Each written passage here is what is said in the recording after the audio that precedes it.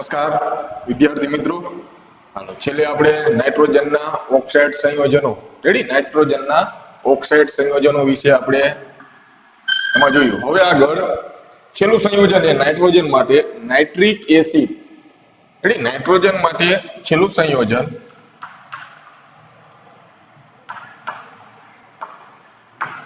Nitric acid.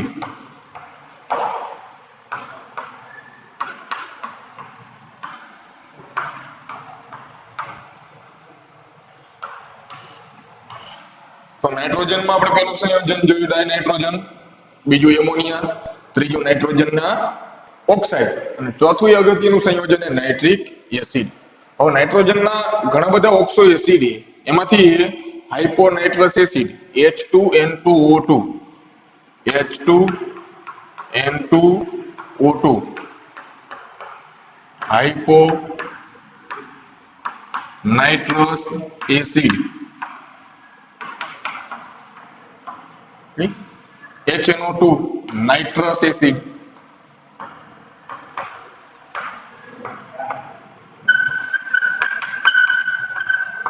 અને HNO3 nitric acid.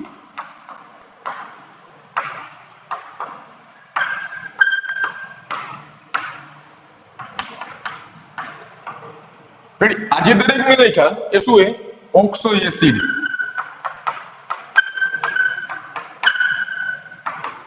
નાઇટ્રોજનના જે ઓક્સો એસિડ એ H2N2O2 hyponitrous acid, HNO2 nitrous acid, HNO3 nitric acid. Ready? આ બધા એ નાઇટ્રોજનના અગત્યના એ ઓક્સો એસિડ છે. એમાં સૌથી જો અગત્યનો હોય તો HNO3 nitric acid, H2N2O2 hyponitrous acid, HNO2 nitrous acid, HNO3 nitric acid અને ઓક્સો એસિડ. આ બધા શું છે ઓક્સો એસિડ. હવે મેં તમને આગળ કીધું હતું કે ઓક્સો એસિડ કોને કહેવાય? તો કે જે મધ્યસ્થ પરમાણુ હોય,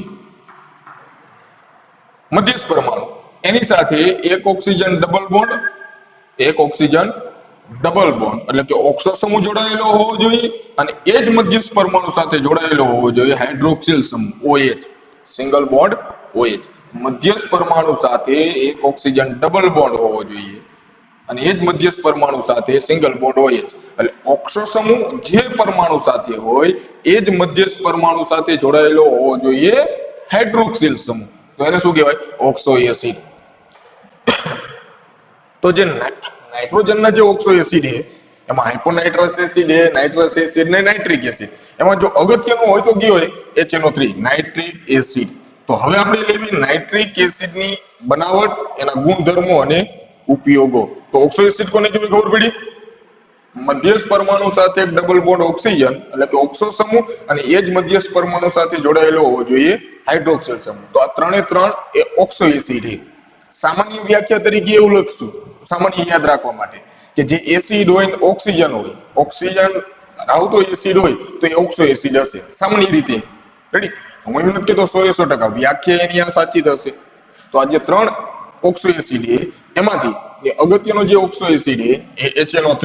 તો હવે આપણે લેવી HNO3 ની બનાવટ, ગુણધર્મો અને ઉપયોગો. તો પેલા સૌપ્રથમ લેવી બનાવટ.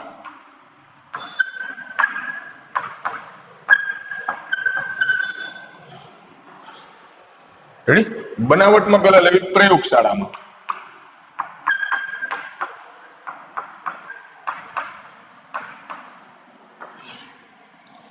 નાઇટ્રિક એસિડની બનાવટ પણ ક્યાં? પ્રયોગશાળામાં, નાના પાયા પર.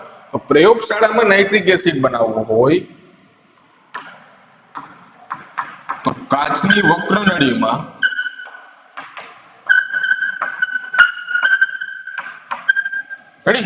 એક વક્રનળી, કાચની વક્રનળીમાં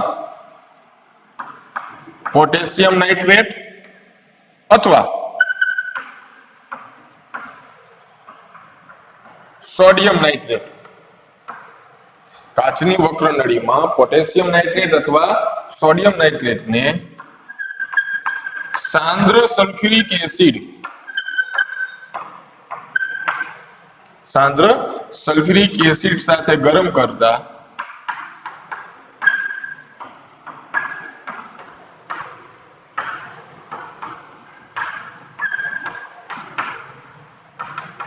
નાઇટ્રિક એસિડ બને. કાચની વક્રનળીમાં પોટેશિયમ નાઇટ્રેટ અથવા સોડિયમ નાઇટ્રેટની સાંદ્ર H2SO4 સાથે એને ગરમ કરવામાં આવે તો એમાં નાઇટ્રિક એસિડ બને. દાખલા તરીકે બેમાંથી કોઈ પણ એક લેવી પ્રક્રિયા તરીકે. હાલો સપોઝ સોડિયમ નાઇટ્રેટ એની કોની સાથે પ્રક્રિયા કરવાની? સલ્ફ્યુરિક એસિડ, સાંદ્ર સલ્ફ્યુરિક એસિડ સાથે પ્રક્રિયા કરો તો એક હાઇડ્રોજનનું વિસ્થાપન કરો H+ નું, Na+ દ્વારા થાય તો અહીંયા શું બને? NaHSO4 sodium hydrogen sulphate. H+ અહીંયા જોડી જાય તો બને HNO3. NaNO3 સોડિયમ અથવા પોટેશિયમ લો તો અહીંયા KHSO4 પોટેશિયમ હાઇડ્રોજન સલ્ફેટ.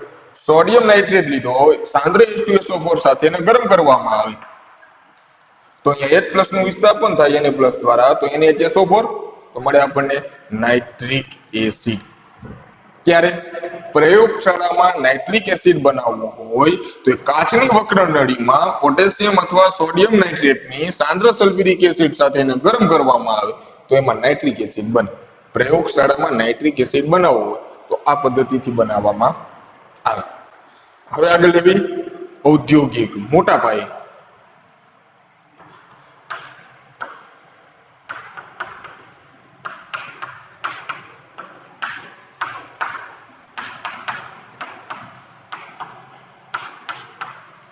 તો ઔદ્યોગિક બનાવટ મોટા પાયે બનાવટ કરવી હોય તો એમાં આવે ઓસ્વાલ્ડ પ્રક્રમ, ઓસ્વાલ્ડ પદ્ધતિ.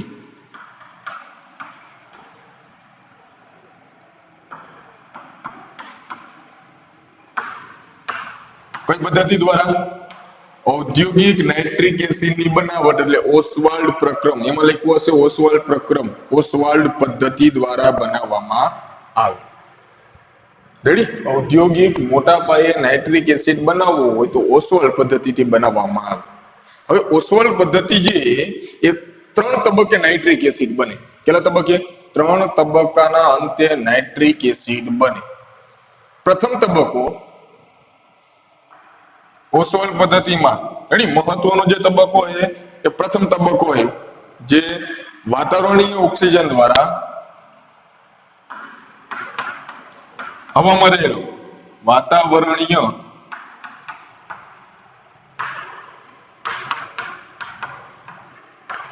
ઓક્સિજન દ્વારા એમોનિયાનું ઉદ્દીપકીય ઓક્સિડેશન.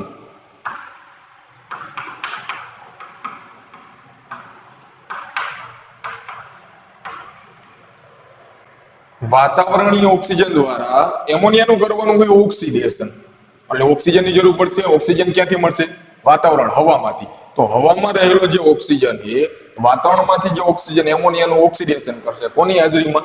ઉદ્દીપકની હાજરીમાં. તો જે પહેલો તબક્કો છે એ વાતાવરણીય ઓક્સિજન દ્વારા એમોનિયાનું ઉદ્દીપકીય ઓક્સિડેશન. ઉદ્દીપકીય ઓક્સિડેશન એટલે પ્રક્રિયા એમોનિયા વાતાવરણમાંથી રહેલો ઓક્સિજન ઉદ્દીપક તરીકે પ્લેટિનમ, રોડિયમ, ગોજ ઉદ્દીપક. રેડી? પ્લેટિનમ અને રોડિયમ એ 90% પ્લેટિનમ અને 10% રોડિયમ. 90% પ્લેટિનમ અને 10% રોડિયમ. રેડી? એ પ્લેટિનમ, રોડિયમ, ગોજ ઉદ્દીપક 500 કેલ્વિન તાપમાન અને 9 બાર દબાણે એમોનિયાનું વાતાવરણ હવામાં રહેલો oxygen, ammonia gas,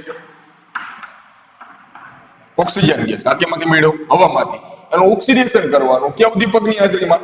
90% platinum, 10% rhodium. Platinum એ રોડિયમ ગોજ ઉદ્દીપક 500 કેલ્વિન તાપમાન અને 9 બાર દબાણે. તો એ નાઇટ્રોજન જે એમોનિયા છે એનું ઓક્સિડેશન થશે એટલે કે ઓક્સિજન અહીંયા જોડાશે, હાઇડ્રોજન દૂર થશે તો બનશે nitric oxide NO plus hydrogen oxygen. તો H2O.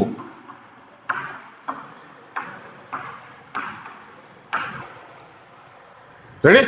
એમોનિયાનું ઉદ્દીપકીય ઓક્સિડેશન એટલે ઓક્સિજનની હાજરીમાં ઓક્સિજન હવામાંથી, તો હવામાં એમોનિયાનું હવામાં રહેલા ઓક્સિજન દ્વારા ઓક્સિડેશન કરો પ્લેટિનમ રોડિયમ બોજ ઉદ્દીપકની હાજરીમાં 500 કેલ્વિન તાપમાને 9 બાર દબાણે, તો એમોનિયાનું ઓક્સિડેશન કેમાં થયું? નાઇટ્રિક ઓક્સાઇડ નાઇટ્રોજન મોનોક્સાઇડમાં છૂટું પડે પાણીની બાસ, એને ઠંડી પાડો એટલે તો પાણી બની જાય, તો આપણને મળ્યો નાઇટ્રોજન મોનોક્સાઇડ. અગત્યનો પહેલો તબક્કો શોર્ટમાં યાદ રાખવાનું, એમોનિયાનું ઉદ્દીપકીય ઓક્સિડેશન.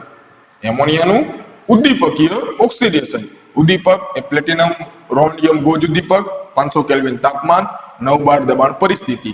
એમોનિયાનું ઓક્સિડેશન એટલે હવામાં રહેલા ઓક્સિજન દ્વારા એમોનિયાનું ઓક્સિડેશન કેમાં થશે? Nitrogen monoxide. બીજો તબક્કો મોનોક્સાઇડ માંથી બનાવવો પડશે હવે ડાયોક્સાઇડ. તો નાઇટ્રિક ઓક્સાઇડ પહેલા તબક્કામાં જે બન્યો નાઇટ્રિક ઓક્સાઇડ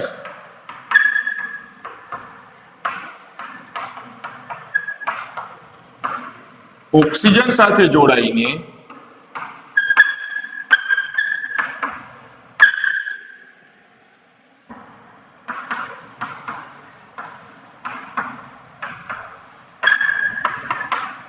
નાઇટ્રોજન ડાયોક્સાઇડ બને.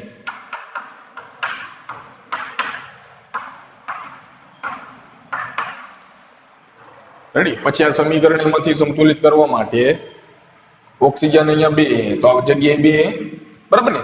હાઇડ્રોજન અહીંયા 3 હે, અહીંયા 2 તો ક્રોસ ગુણાકાર, હાલો અહીંયા 2 વડે અહીંયા 3. રેડી? તો નાઇટ્રોજન કેટલા થયા? 2. તો હાઇડ્રોજન થયા 2, સોરી ઓક્સિજન 2 અને 3 5. તો અહીંયા તો 2 જ છે, તો 5 વડે અહીંયાથી થઈ શકશે નહીં, તો અહીંયા બેકી સંખ્યામાં ફેરવવી 4. તો નાઇટ્રોજન કેટલા થયા? 4. હાઇડ્રોજન 12, તો અહીંયા આવશે 6. ઓક્સિજન 6, 6 અને 4 10 એટલે અહીંયા આવશે 5. તો બીજો નાઇટ્રોજન મોનોક્સાઇડ ઓક્સિજન સાથે જઈઓ જાય તો બનાવે નાઇટ્રોજન ડાયોક્સાઇડ. તો નાઇટ્રિક ઓક્સાઇડ એટલે nitrogen monoxide gas plus O2 gas પ્રતિવર્તી પ્રક્રિયાએ બનશે નાઇટ્રોજન ડાયોક્સાઇડ ગેસ. મોનોક્સાઇડમાં એક ઓક્સિજન ઉમેરાય તો કેટલા મોલ જોઈએ? 2 મોલ, તો બને 2 મોલ નાઇટ્રોજન ડાયોક્સાઇડ. આ બીજો તબક્કો. પહેલા એમોનિયાનું ઉદ્દીપકીય ઓક્સિડેશન કર્યું તો બન્યું નાઇટ્રોજન મોનોક્સાઇડ. બીજું મોનોક્સાઇડ ઓક્સિજન સાથે જોડાય તો બને નાઇટ્રોજન ડાયોક્સાઇડ. અને ત્રીજો તબક્કો એ નાઇટ્રોજન ડાયોક્સાઇડને જ્યારે પાણીમાં દ્રાવ્ય કરવામાં આવે, નાઇટ્રોજન ડાયોક્સાઇડને પાણીમાં દ્રાવ્ય કરવામાં આવે તો બને HNO3.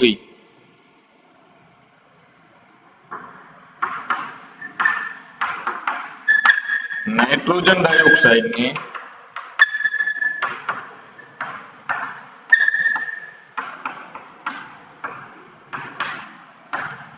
પાણીમાં દ્રાવ્ય કરતા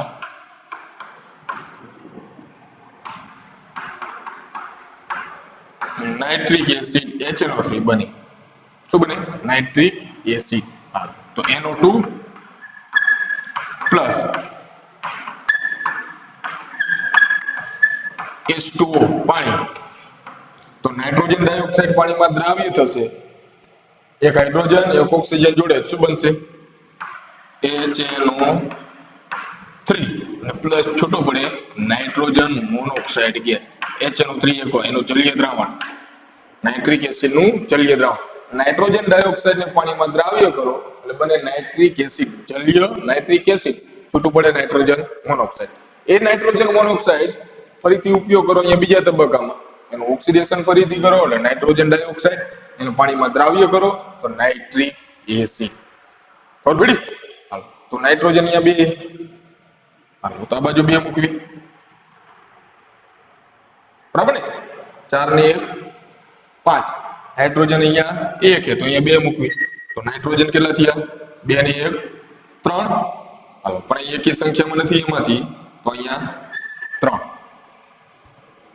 6 ને 1 7, 6 ને 1 7. રેડી? તો નાઇટ્રોજન ડાયોક્સાઇડ ને પાણીમાં દ્રાવ્ય કરો બને નાઇટ્રિક એસિડ, છૂટો પડે નાઇટ્રોજન મોનોક્સાઇડ, એનો ફરીથી તમે ઉપયોગ કરી શકો. હવે ખાસ અંડરલાઈન નીચે કરજો એમાંથી જે આ જલીય જે HNO3 મળ્યો એને નિસ્યંદન દ્વારા દળથી આશરે જલીય HNO3 ને નિસ્યંદનથી તેના દળથી આશરે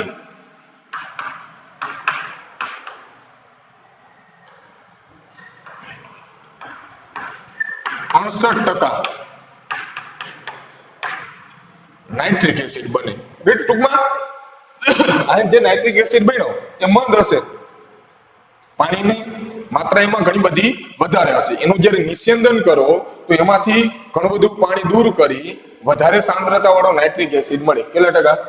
દળથી W/W 68% સાંદ્રતા વાળો W/W નાઇટ્રિક એસિડ મળે. એનો મતલબ કે હવે જે નાઇટ્રિક એસિડ મળ્યો એમાં 32% પાણી છે અને 68% નાઇટ્રિક એસિડ. હજી વધારે સાંદ્રતા વાળો જરૂરી હોય તો આગળ અંડરલાઈન કરજો એમાંથી 98% માટે તો સાંદ્ર H2SO4 સાથે નિર્જલીકરણ કરવામાં આવે. સાંદ્ર સલ્ફ્યુરિક એસિડ સાથે નિર્જલીકરણથી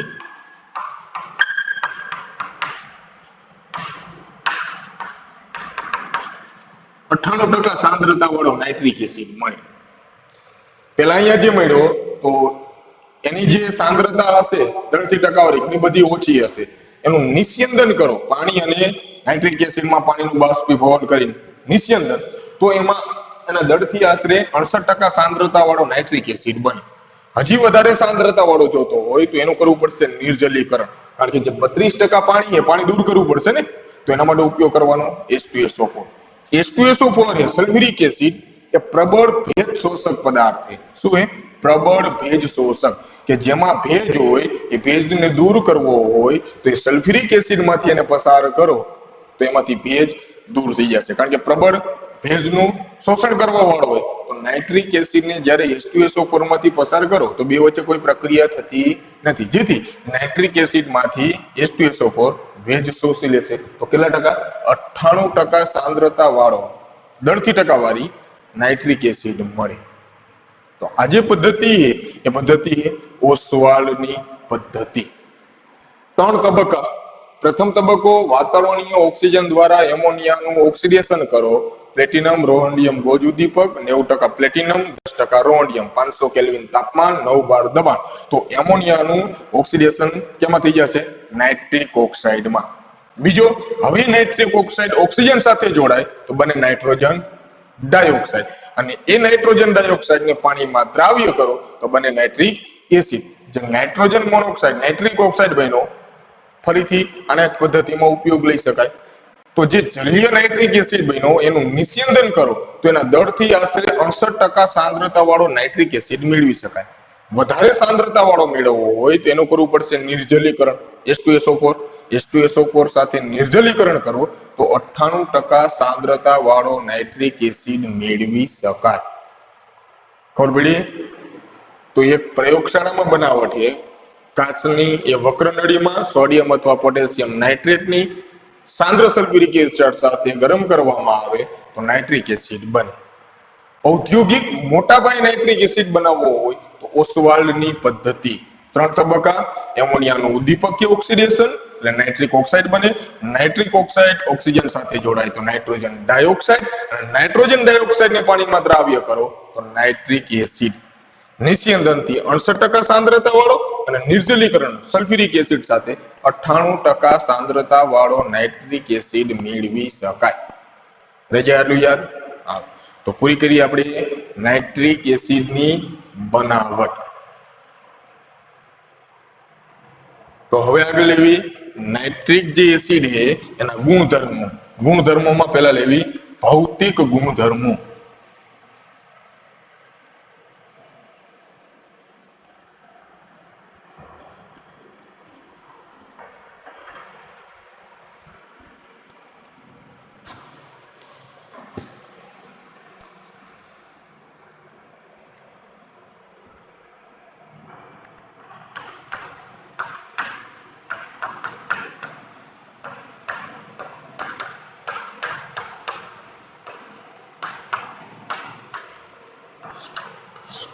એના ભૌતિક ગુણધર્મમાં પેલું એ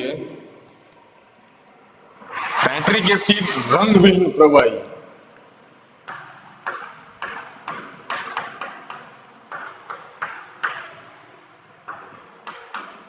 રંગવિહીન પ્રવાહી, રંગવિહીન. પછી એનું ઉત્કલન બિંદુ અને ગલન બિંદુ, એનું ઠાર બિંદુ એ 231.4 કેલ્વિન, ઠાર બિંદુ 231.4 કેલ્વિન, અને ઉત્કલન બિંદુ એ 355.6 કેલ્વિન, 355.6 કેલ્વિન. આગળ જે જોયું આપણે, જે પ્રયોગશાળા કક્ષાનો જે નાઇટ્રિક એસિડ હોય,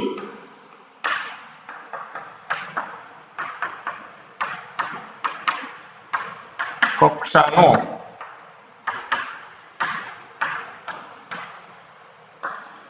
નાઇટ્રિક એસિડ 68% સાંદ્રતા વાળો. પ્રયોગશાળામાં જે નાઇટ્રિક એસિડ ઉપયોગ થાય, પ્રયોગશાળા કક્ષાનો નાઇટ્રિક એસિડ ક્યાં સુધી બનાવી શકાય? 68% સાંદ્રતા સુધી બનાવી શકાય એમાંથી, એટલે કે 68% નાઇટ્રિક એસિડ ધરાવે અને તેની વિશિષ્ટ ઘનતા, વિશિષ્ટ ઘનતા 1.504. હવે જો વિશિષ્ટ ઘનતા લખીએ તો એ ઘનતા હશે ગ્રામ પ્રતિ મિલી, પ્રતિ મિલી, પ્રતિ મિલી એના ગ્રામ. એટલે એનો મતલબ કે 1 મિલી તમે નાઇટ્રિક એસિડ લો, 1 મિલી નાઇટ્રિક એસિડ લેવાનો તો એનું વજન કેટલું થશે? 1.504. ખબર પડી શું કહું? 10 મિલી નાઇટ્રિક એસિડ લો તો એનું વજન કેટલું થશે? 15.04 ગ્રામ. તો વિશિષ્ટ ઘનતા એટલે ગ્રામ પ્રતિ મિલી, અથવા મિલીની જગ્યાએ લખી શકો તમે સેન્ટીમીટર ઘન. રેડી? સેમી ઘન. તો એની વિશિષ્ટ ઘનતા 1.504. તો પ્રયોગશાળા કક્ષાનો જે નાઇટ્રિક એસિડ એ 68% સાંદ્રતા વાળો હોય અને એની વિશિષ્ટ ઘનતા 1.504. એટલે કે હું એની ઘનતા કહું ગ્રામ પ્રતિ મિલીમાં તો 1.504. રંગવિહીન પ્રવાહી, ઠાર બિંદુ 231.4, ઉત્કલન બિંદુ 355.6, પ્રયોગશાળા કક્ષાનો નાઇટ્રિક એસિડ 68% સાંદ્રતા વાળો, વિશિષ્ટ ઘનતા 1.504. આગળ વાયુ અવસ્થામાં HNO3 નું તમને બંધારણ આપ્યું હોય, એ સમતલીય અણુ તરીકે અસ્તિત્વ ધરાવે. કઈ અવસ્થામાં? વાયુ અવસ્થામાં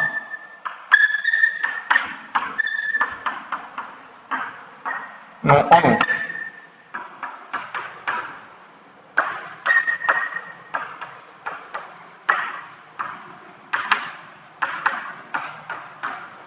સમતલીય બંધારણ ધરાવે. કયું બંધારણ? સમતલીય. હાલો, એ ઉદાહરણ તરીકે આપણને આપ્યું જો,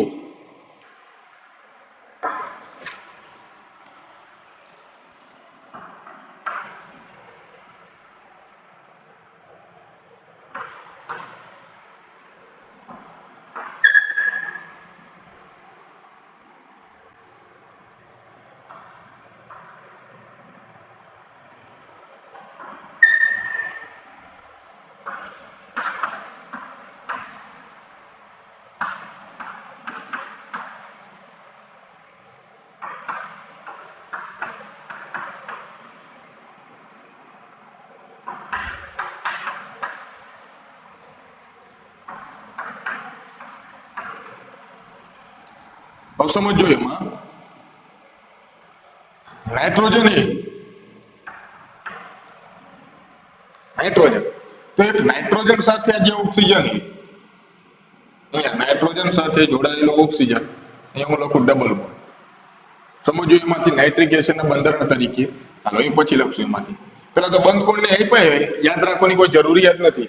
ઓક્સિજન નાઇટ્રોજન ઓક્સિજન બંધ કોણ 130 ડિગ્રી, હાઇડ્રોજન ઓક્સિજન નાઇટ્રોજન 102. સમતલીય છે એટલે અહીંયા કોઈ ઉપર ઓક્સિજન કે નીચે ઓક્સિજન નથી, એક જ સમતલમાં નાઇટ્રોજન હાઇડ્રોજન એની સાથે, સોરી, નાઇટ્રોજન ઓક્સિજન ઓક્સિજન એની સાથે ઓક્સિજન, ઓક્સિજન સાથે હાઇડ્રોજન. ટૂંકમાં આ બોર્ડ ઉપર જેમ ગોઠવા એક જ સમતલમાં એ બંધ લંબાઈ દરેક બીજી એમાંથી આપી.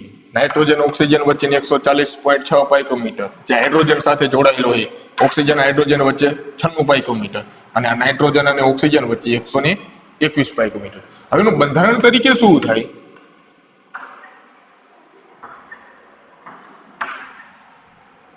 હાલો, હવે નાઇટ્રોજનના સંયોજકતા ઇલેક્ટ્રોન કેટલા હોય? 5. હવે એક ઓક્સિજન સાથે બનાવે ડબલ બોન્ડ, કારણ કે એક ઓક્સો સમૂહ હોવો જોઈએ અને એક હાઇડ્રોક્સિલ સમૂહ, તો જ એને ઓક્સો એસિડ કહેવાય. અહીંયા સિંગલ બોન્ડ, ઉદાહરણ તરીકે સમજો. હવે ઓક્સિજનના 2 વપરાઈ ગયા, તો આની પાસે કેટલા વધ્યા હોય? ઓક્સિજનના સંયોજકતા ઇલેક્ટ્રોન હોય 6, તો આની પાસે 4. આ 2 વચ્ચે 2, અહીંયા 2 તો અષ્ટક રચના પૂર્ણ થઈ ગઈ. આ 2 વપરાણા, તો ઓક્સિજન પાસે કેટલા વધ્યા હોય? 4. 4 ને 4 8, એની અષ્ટક રચના પૂર્ણ થઈ ગઈ. નાઇટ્રોજનના અહીંયા 2 વપરાણા, એક અહીંયા 3, એક અહીંયા 4, તો આની પાસે વધ્યો 1. ઓક્સિજનનો 1 વપરાણો,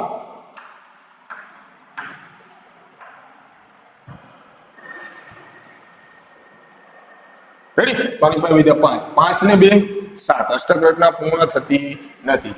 4 4 ને 2 6, 6 ને 2 8 ને 1 9, નાઇટ્રોજનમાં 1 વધારે, જેથી નાઇટ્રોજન એ કોને આપી દે? ઓક્સિજનની. અથવા આની જગ્યાએ એટલે 3 ની નિશાની દર્શાવી શકાય. આપણે 3 ની નિશાની દર્શાવવાની એમ કહું, નાઇટ્રોજન ઉપર કેટલા ઇલેક્ટ્રોન હોય ગણો તો કે આમાં 2 વપરાણા, 2 ઇલેક્ટ્રોનની ભાગીદારી, આમાં 1 વપરાણો 3, અને આમાં 2 કોને આપ્યા? નાઇટ્રોજને. ઓક્સિજનને એક ઇલેક્ટ્રોન આપ્યો નથી, તો આની પાસે એકય નહીં વધે. આ રીતે, અને એનું સસ્પંદન બંધારણ, બે બંધ લંબાઈ સરખી થશે, આનું સસ્પંદન બંધારણ શું થાય? આવું લખી શકાય: ઓક્સિજન, હાઇડ્રોજન, નાઇટ્રોજન, ઓક્સિજન, અહીંયા ડબલ બોન્ડ ઓક્સિજન એકબીજામાં ત્વરિત ફરતા રહેશે આમાંથી, જેથી બેની બંધ લંબાઈ એ સમાન 121 પાઇકોમીટર. પણ એનું બંધારણ તરીકે તમે આ રીતે લખી શકો. બંધ લંબાઈ કે બંધ કોણની કોઈ ખાસ જરૂરિયાત નથી, પણ આ એક યાદ રાખજો, નાઇટ્રિક એસિડનું બંધારણ, નાઇટ્રિક એસિડનું બંધારણ આપણને ખબર હોવી જોઈએ. તો નાઇટ્રિક એસિડની પ્રયોગશાળામાં બનાવટ, ઔદ્યોગિક બનાવટ, ઓસ્વાલ્ડની પદ્ધતિ અને એના ભૌતિક ગુણધર્મો કમ્પ્લીટ. હાલો આગળ લેશું એના રાસાયણિક ગુણધર્મો. તો બનાવટ અને ભૌતિક ગુણધર્મો સુધી કમ્પ્લીટ કરી નાખવાનું. જ્યાં જલીય દ્રાવણમાં અહીંયાથી આપ્યું ને, અહીંયાથી લખી નાખવાનું રાસાયણિક ગુણધર્મો, અહીંયા સુધીના ભૌતિક ગુણધર્મો અને બનાવટ, આ બે વસ્તુ કમ્પ્લીટ કરી નાખવાનું.